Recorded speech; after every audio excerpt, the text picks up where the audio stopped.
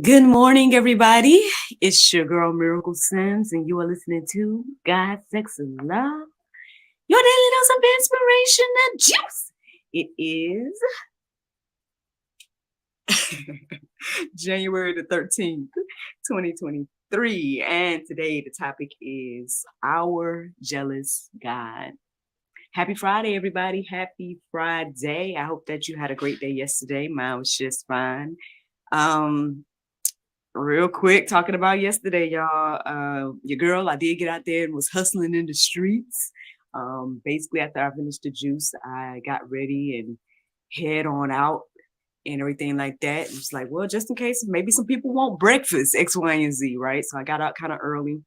But that's mainly because I know that our little guy is taking a virtual class, and so I wanted to be back before then. So I had in my mind, I'm gonna get home, I'm gonna set my alarm for 3:30 or something like that, and then I'm gonna head on back home. Well, I'm out and about, doing my thing.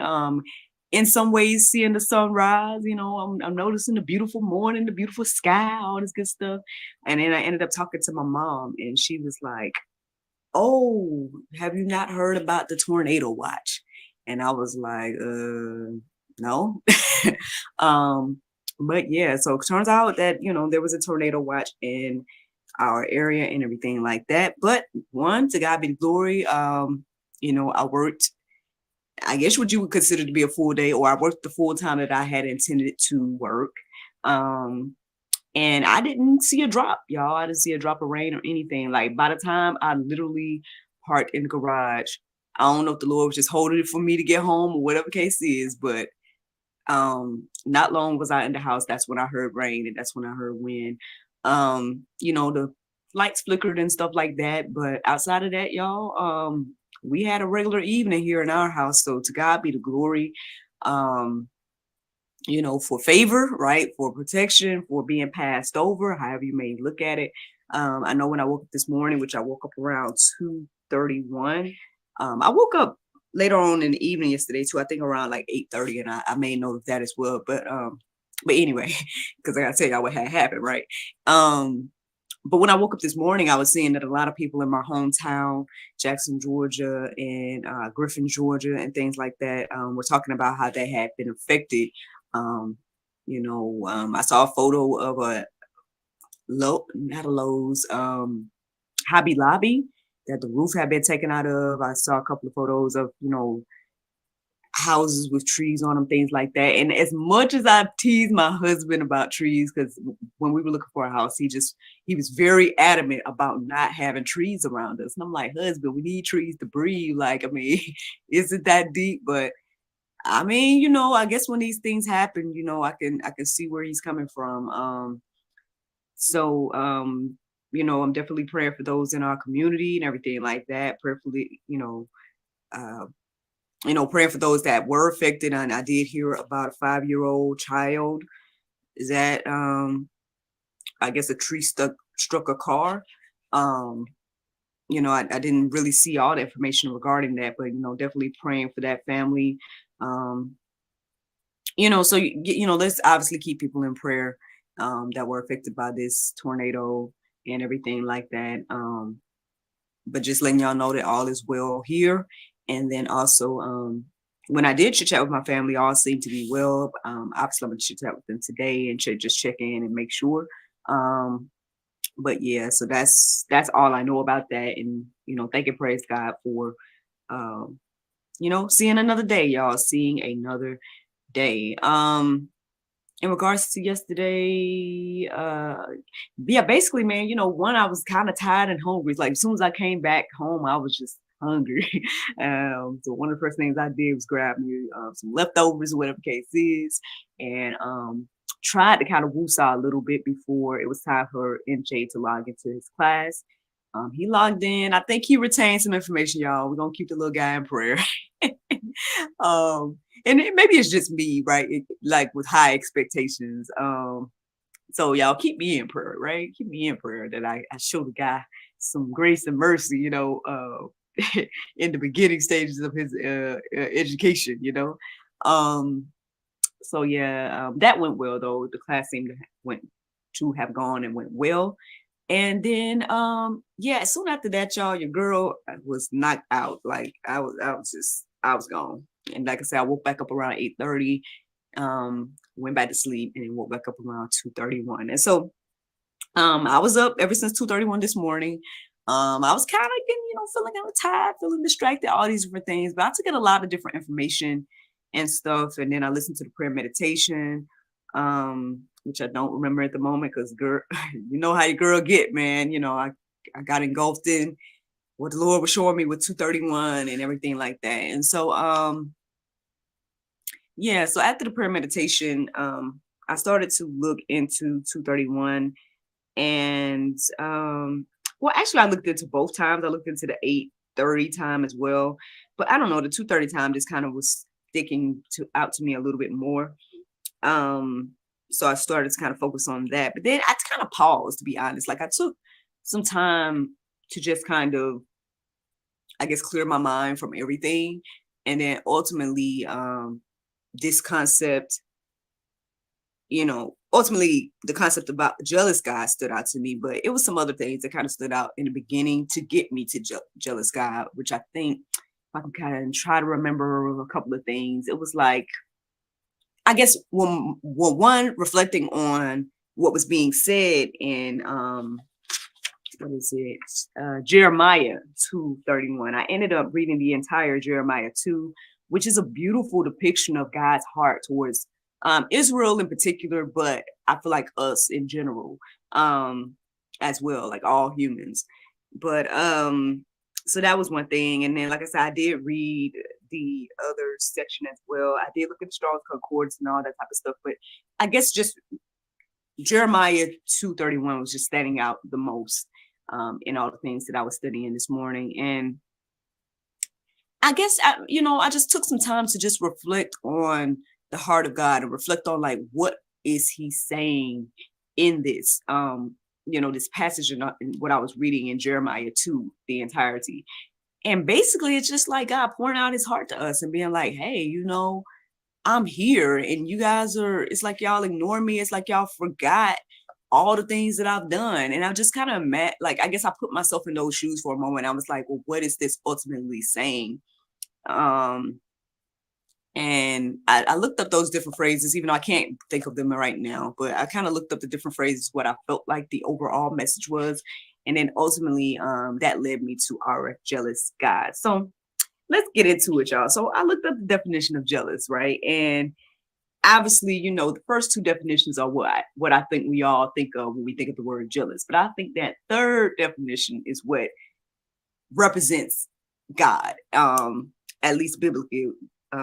So let me read all of them. So jealous says feeling or showing envy of someone or their achievements and advantages.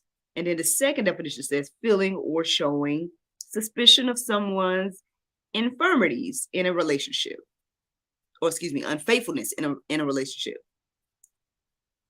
And then the third definition says this: fiercely protective of or vigilant of one's rights or possessions. So in my humble opinion, that third definition is what the Bible is talking about in reference to God being a jealous God.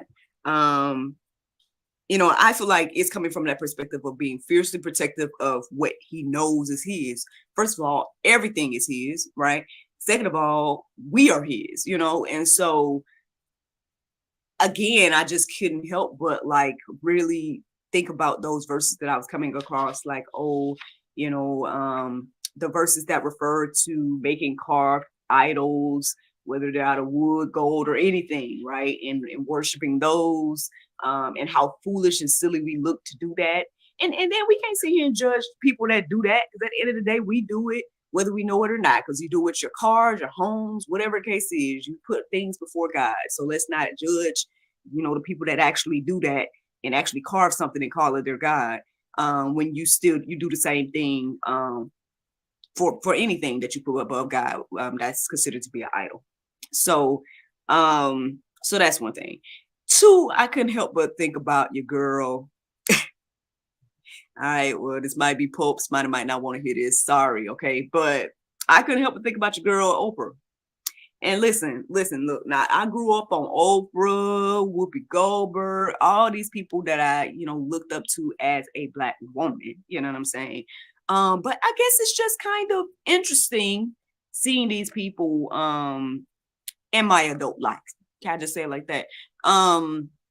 Seeing the things that they say, like there's video footage of Oprah saying, in reference to the verse about God being a jealous God, that, I was feeling to myself that I can't believe in a God that's jealous of me. And I'm sitting here like, how in the world do you think that God is jealous of you? The point is that he's jealous for you. You know what I mean? Like now I'm not sitting here trying to act like I'm just, a guru or nothing. I think, but see, again, I think it just goes back to just thinking about the word jealous and only referring, thinking of it in the reference of, jealous, envy, or something like that. And I believe the Bible is clear, but definitions are clear as well, that envy and jealousy is different. But for some reason, it's like trying to be a blurred line between those things. And so again, maybe you need to go deeper and look into the biblical definition of jealousy and things like that to get a better understanding of what the Bible is saying. So that's just something to think about. I guess as we embark on this conversation of God being a jealous God. But yeah, let's keep going. Let's get on into it. I see my Cuzzo tuned in at some point. Thank you, Cuzzo. Good to see you. So yeah, let's get into this. So Jeremiah 2:31, the whole I guess the inspiration by the topic today, right? It says, "O generation, see ye the word of the Lord. Have I been a wilderness unto Israel, a land of darkness? Wherefore say my people, we are lords. We come no more unto thee." As I was reading this verse this morning, obviously, again, it made me want to go deeper. So I did read the entire Jeremiah 2. But if I just reflect on just that part right there, basically all of this went down, or he's saying all of this after like everything that went down in Egypt, after, saving them from Pharaoh, parting the Red Sea, giving them a land to possess, all these different things that the Lord did to provide and to show himself. And then somehow after all of that, it still went back the way it always goes with humans, apparently. They went back to worshiping other idols and all these things. And like on one hand, to a reader, right, to me, as I was reading the Bible, like when I went on my venture to read the entire Bible, and as I was reading, all of these different accounts, I'm like, man, Lord, why did you, these particular people, man, like they just real, I don't know if it's just being hard-headed or what, like they just like, on one hand, why didn't you choose another group? Maybe another group would have been a little bit more loyal, but then maybe not. I think all humans, we all do this all the time. So it's not, I guess, anything that when it comes to Israel. But I did notice that this is particularly referring to Israel, that verse that says, "Have I been a wilderness unto Israel?" So I guess when I was thinking about that part this morning, I was like, I guess to other nations, they kind of have an excuse because, maybe not say he didn't reveal himself, because again, the entire earth and everything reveals God, right? They so much so where majority of the world has come up with their own idea of what it is, because they acknowledge that there is something above them, right? But maybe those other nations, this is just me speculating. This ain't got nothing to do with Bible. So, okay. All right. Now, what I was going to say is that other nations might have had like a slight excuse, like until they got the gospel and until they got, information about Yahweh, right? Or this God of the Bible, or however you want to see him, call him, Jesus ultimately. But anyway, until they got this news, this good news, the gospel, you know, for a group to make up their own thing and try to figure it out and X, Y, and Z. I mean, I guess that's to be expected. And then you get the information and then you make moves accordingly. But Israel, this particular nation, didn't have that excuse that the other nations had, right? Because he was always there for them. He had always been showed up for them. He had always done so many miraculous things for them. And even in spite of all of that, they still went back and did what other nations do. And again, to a reader reading this, you're like, man, why won't they just get it? Why won't they just, remember what happened with their ancestors? Remember what he did part of the Red Sea? Remember what he did leading them out of Egypt? Remember, why wouldn't they just remember that and be like, oh yeah, we got the real good, true God, I guess we should ask ourselves that question, because we do that too, right? We do that every day. I mean, all day, every day. Probably even me. I'm not going to see it again, not pointing no fingers at nobody. I'm just saying, we as humans, we do this. God will bring us through. We'll make it through another day, and then we'll forget, right? And then be like, oh, Lord, help me, or we'll feel some kind of way if we don't get the answer that we expect or think it should be.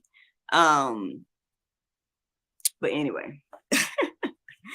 Just something to think about, just something to think about when it comes to this conversation. But